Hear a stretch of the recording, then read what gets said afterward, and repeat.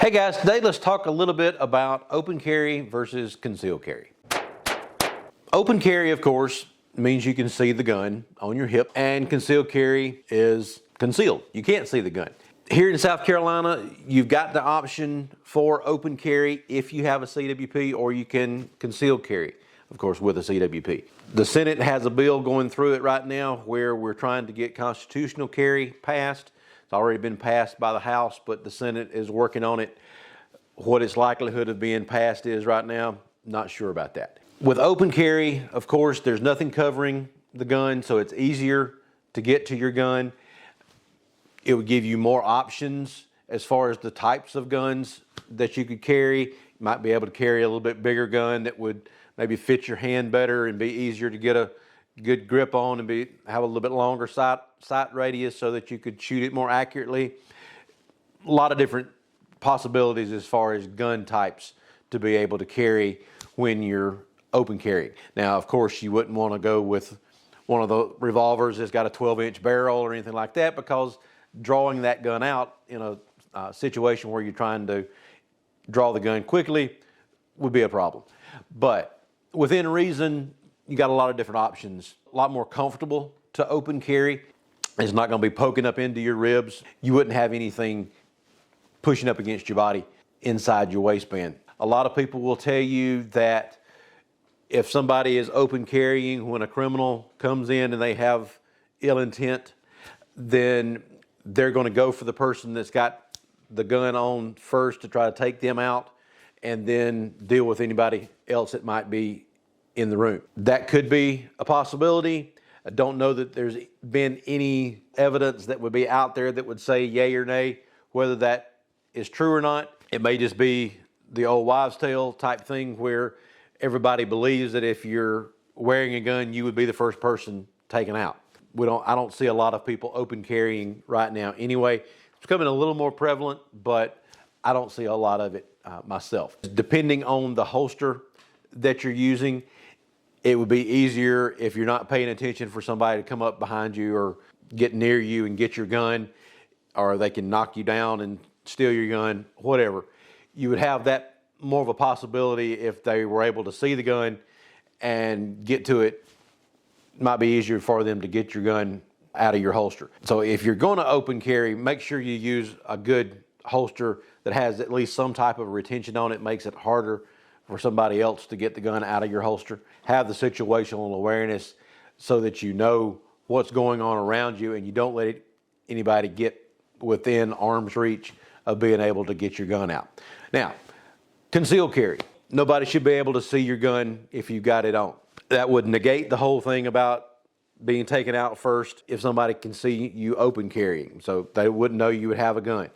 Gives you the element of surprise, being able to draw the gun out from underneath clothing to be able to surprise a criminal if they're trying to cause trouble. You've got a lot of different options as far as where you can conceal carry.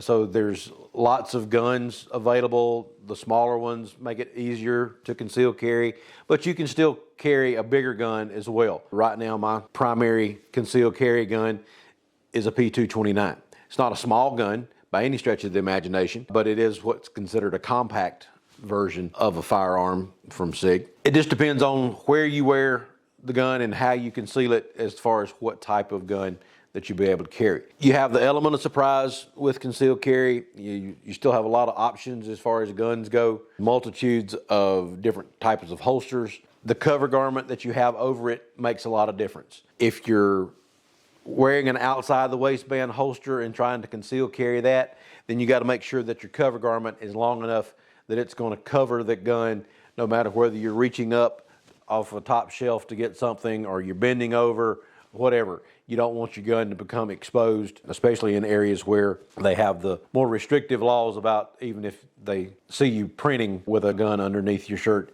that can cause you trouble. With concealed carry, you've got to practice getting that cover garment out of the way and getting to your gun.